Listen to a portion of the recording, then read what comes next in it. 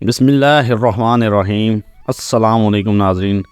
دمشق شہر کو فتح کرنا سلطان صلاح الدین ایوبی کی اہم فتوحات میں سے ایک فتح تھی۔ جب سلطان نے اس شہر کو فتح کیا تو آپ نے اپنے وزیروں اور مشیروں سے مشاورت کی اور اس کے بعد یہ فیصلہ کیا کہ شہر کی دوبارہ سے تعمیر شروع کی جائے اور اس شہر کو پہلے سے بھی زیادہ آباد، زرخیز اور خوشحال بنایا جائے۔ سلطان کے حکم پر دمشق شہر کی تعمیر و ترقی کے لیے کام شروع کر دیا گیا۔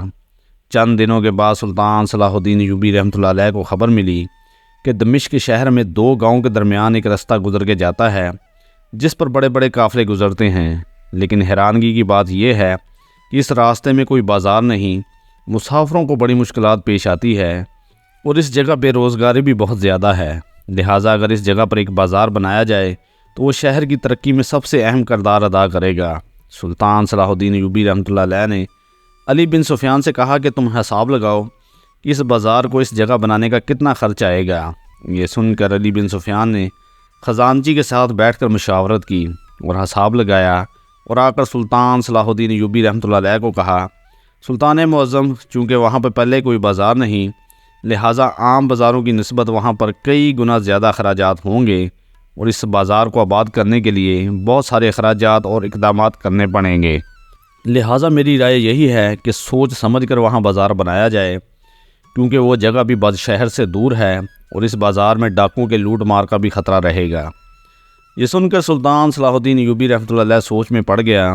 چند لمحے خاموشی کے بعد سلطان صلاح الدین ایوبی نے علی بن سفیان کو حکم دیا کہ میرا گھوڑا تیار کرواؤ اور تم ہی میرے ساتھ چلو اور چند سپاہیوں کو کہو کہ اپنے اپنے گھوڑے تیار کریں۔ سفیان نے کہا، سلطان معظم کہاں جانے کا ارادہ ہے؟ تو سلطان نے کہا، علی بن سفیان، میں اس گاؤں میں جا کر خود جگہ کا معائنہ کرنا چاہتا ہوں تاکہ دیکھ کر پتہ چلے کہ ادھر اس جگہ پر اتنے سارے دینار خرچ کر کے بازار تعمیر کیا جائے تو کیا آنے والے وقت میں وہ دمشق کے شہر کے لیے کتنا فائدہ مند ہوگا؟ کیا اس میں میری غریب رعایا کو بھی فائدہ ہوگا یا صرف بڑے بڑے تاجر ہی اس سے فائدہ اٹھا پائیں گے؟ آپ جو بھی کام کرتے ہو اس میں سب سے پہلے غریبوں کو ترجیح دیا کرتے تھے۔ سلطان اپنے سپاہیوں کے ساتھ گھوڑے پر سوار ہوا اور اس جگہ پر پہنچ گیا۔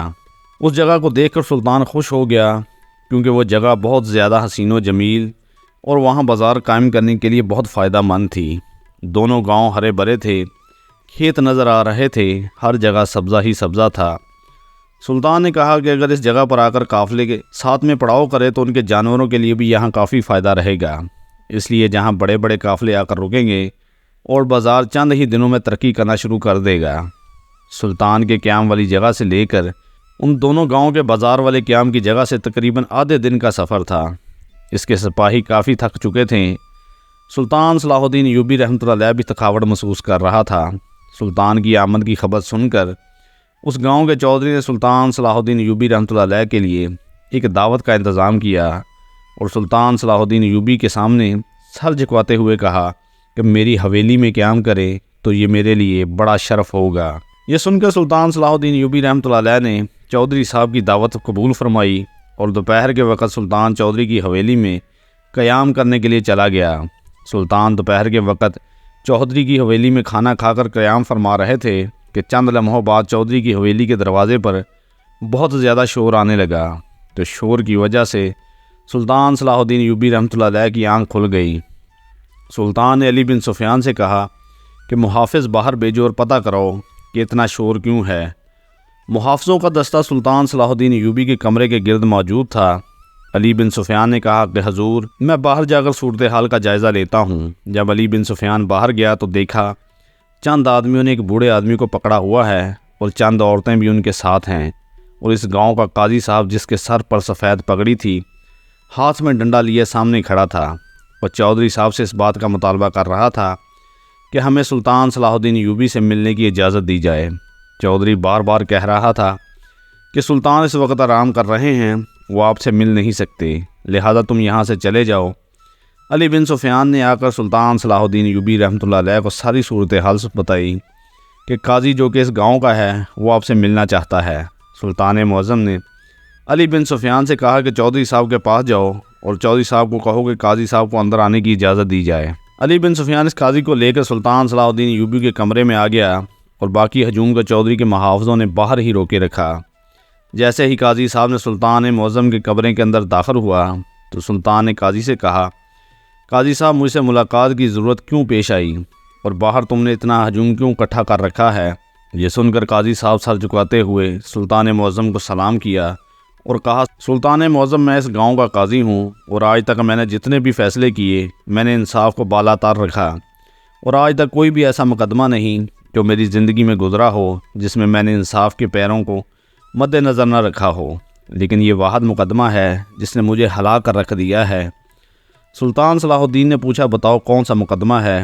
تو قاضی صاحب نے کہا، سلطان معظم میرے پاس ایک بوڑھی عورت ایک مقدمہ لے کر حاضر ہوئی، اس کے ساتھ ایک نوجوان لڑکی تھی اور اس بوڑھی عورت کے شوہر کو گاؤں کے لوگوں نے پکڑا ہوا تھا۔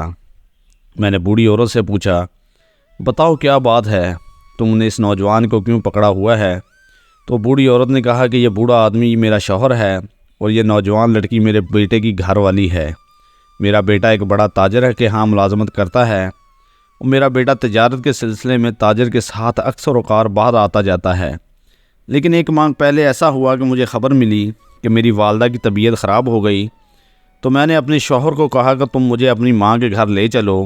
پھر اس نے مجھے کہا کہ میں کسی کام کے سلسلے میں باہر جا رہا ہوں، اس لیے میں آپ کے ساتھ نہیں جا سکتا۔ میں خود ہی سواری لے کر اپنی ماں کے گاؤں میں چلی گئی۔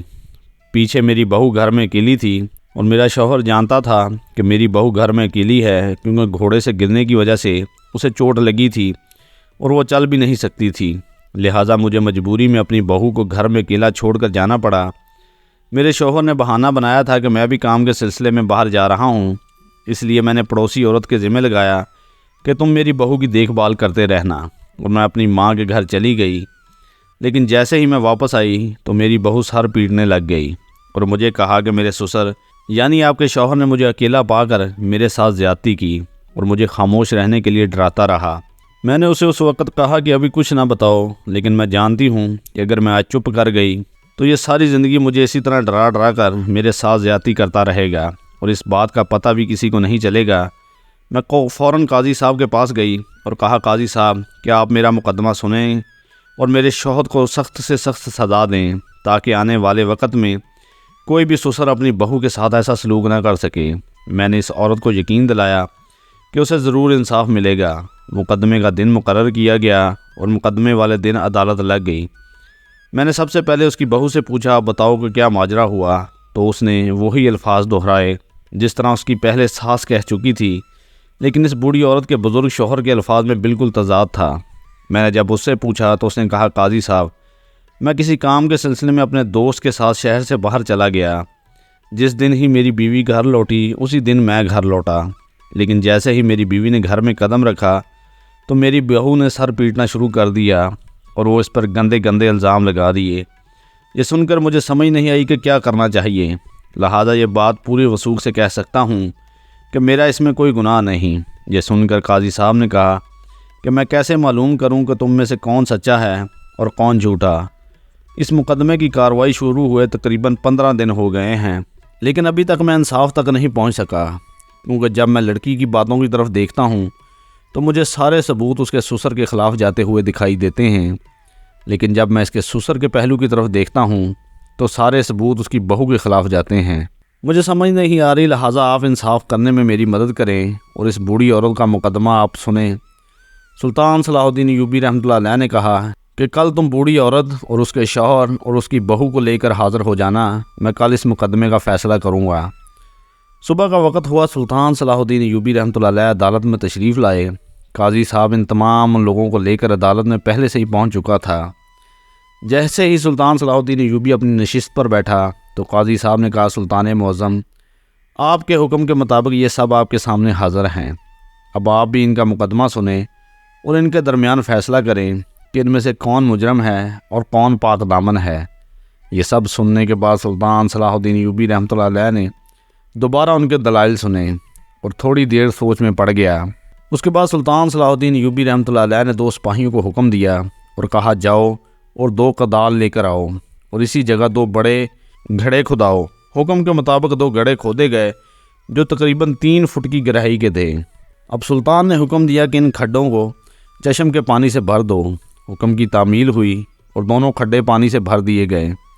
تمام درباری یہ سارا منظر دیکھ کر ہکا بکا تھے کہ سلطان صلاح الدین ایوبی رحمۃ اللہ علیہ کیا سر انجام دینے والے ہیں۔ کسی کے سمجھ میں کچھ نہیں آ رہا تھا سلطان مجرم کو پکڑنے کا کون سا طریقہ اختیار کر رہا ہے۔ حتیٰ کہ وہ قاضی بھی حیران و پریشان تھا کہ سلطان معظم مقدمہ سننے کی بجائے کن کاموں میں سپاہیوں کو لگا دیا۔ اب سلطان صلاح الدین ایوبی رحمۃ اللہ علیہ نے سپاہی کو کان میں کچھ کہا اور تھوڑی دیر بعد سپاہی ایک بزرگ بابا کو لے کر عدالت میں حاضر ہوا۔ اس بزرگ بابا کی داڑھی بالکل سفید تھی اور وہ شکل سے ہی اللہ کا پیارا لگتا تھا۔ سلطان نے سپاہیوں کو حکم دیا کہ بزرگ کے سامنے 2 گلاس پانی کے رکھ دیے جائیں۔ حکم کی تعمیل ہوئی، 2 گلاس پانی کے رکھے گئے۔ بزرگ نے کچھ پڑھ کر دونوں گلاسوں پر پھونکا اور پھر سلطان نے حکم دیا کہ یہ پانی کوئی عام پانی نہیں بلکہ خاص پانی ہے۔ ان دونوں میں سے جو بھی مجرم ہوگا وہ پانی اپنے اپنے گھڑے میں ڈالے گا، تو جیسے ہی یہ تھوڑا سا پانی خشک ہوگا تو اس کا رنگ سرخ پڑنا ہو جائے گا۔ ان دونوں گلاس میں سے ایک گلاس اس بوڑھی عورت کے بہو کے ہاتھ میں دے دو اور دوسرا اس بزرگ کے جو اس بوڑھی عورت کا شوہر ہے اس کے ہاتھ میں پکڑا دو۔ اب سلطان صلاح الدین ایوبی نے حکم دیا کہ ان دونوں گڑوں میں سے ایک گھڑے میں ایک لڑکی کا گلاس والا پانی ڈالے گی اور ایک گڈھے میں بزرگ پانی ڈالے گا، اور تم میں سے جو بھی قاتل ہوگا تو جیسے ہی وہ پانی ڈالیں گے، جب یہ پانی 2 فٹ کی گہرائی تک جائے گا تو یہ سرخ ہونا شروع ہو جائے گا، اور جس کے کھڈے کا پانی سرخ ہوا اس کا سر فوراً قلم کر دیا جائے گا، اور اس کے بعد کسی کی دلیل کی کوئی گنجائش نہیں ہوگی۔ سلطان نے جلاد کو حکم دے دیا کہ پانی ڈالنے کے فوراً بعد ان دونوں کی گردنوں پر تلوار رکھ دینا، جس کے بھی گڈھے کا پانی سرخ ہوا اس کا سر قلم کر دینا، کیونکہ وہی مجرم ہوگا۔ اب لڑکی اور بزرگ کے چہرے پر پریشانی کے تاثرات تھے اور وہ ہجوم کو عجیب نظروں سے دیکھ رہے تھے۔ سلطان کے حکم کے مطابق ان دونوں نے وہ پانی اپنے اپنے گھڑے میں ڈالا اور جلاد ان کی گردنوں پر تلوار رکھ کے کھڑے ہو گئے۔ اب تھوڑی ہی دیر گزری تھی کہ ان دونوں کے جسم سے پسینہ نکلنا شروع ہو گیا، کیونکہ دونوں سوچ رہے تھے کہ اگر میرے گھڑے کا پانی سرخ ہوا تو یہ جلاد فوراً سالگ قلم کر دے گا۔ دونوں کو اپنی موت نظر آ رہی تھی۔ ابھی چند ہی لمحے گزرے تھے کہ پانی خشک ہو رہا تھا۔ جیسے ہی پانی 2 فٹ کی گہرائی کے قریب کیا تو اس لڑکی نے چیخ کے کہا، سلطانی معظم میری جان بخش دیجئے، میں آپ کو سچ سچ بتاتی ہوں۔ جلاد نے اب تلوار ان کی گردنوں سے ہٹا دی۔ اس نے کہا، سلطان معظم میں نے اپنے سسر پر غلط الزام لگایا ہے، اس سب کھیل کے پیچھے میں ہوں۔ سلطان نے پوچھا، تجھے شرم نہیں آئی کہ تم نے اتنا بڑا الزام لگایا؟ تو لڑکی نے کہا، سلطان معظم میں اپنے چاچے کے بیٹے سے بہت محبت کرتی تھی، لیکن اپنے سسر کی وجہ سے جس نے میرے پیار کو پیسوں کا لالچ دے کر اپنے بیٹے کے ساتھ شادی کرا لی اور اس نے مجھے اپنی محبت سے جدا کر دیا۔ میں نے اس دن سے ٹھان لیا تھا کہ اس بوڑھے نے مجھے اپنی محبت سے دور کیا، میں اس کو اپنے گھر سے دور کر دوں گی، اس لیے میں نے موقع پا کر اس پر یہ گھناؤنا الزام لگا دیا۔ یہ سن کر سلطان صلاح الدین ایوبی ہنسنے لگا اور کہا، ہے بیوقوف لڑکی، تمہیں اتنا بھی نہیں پتا کہ یہ کوئی جادوئی پانی نہیں، اور یہ جو بابا ہے جس نے پانی پر پھونکا ہے یہ میرا جاسوس علی بن سفیان ہے۔ میں نے یہ صرف پتہ لگانے کے لیے کہ تم میں سے کون جھوٹ بول رہا ہے اور کون سچ، یہ سب میں نے کارروائی کی، اس لیے کی کہ میں اپنے اس مقصد میں کامیاب ہو جاؤں۔ اس کے بعد سلطان صلاح الدین ایوبی رحمۃ اللہ علیہ نے کہا، کسی پر غلط الزام لگانا بہت بڑا جرم ہے۔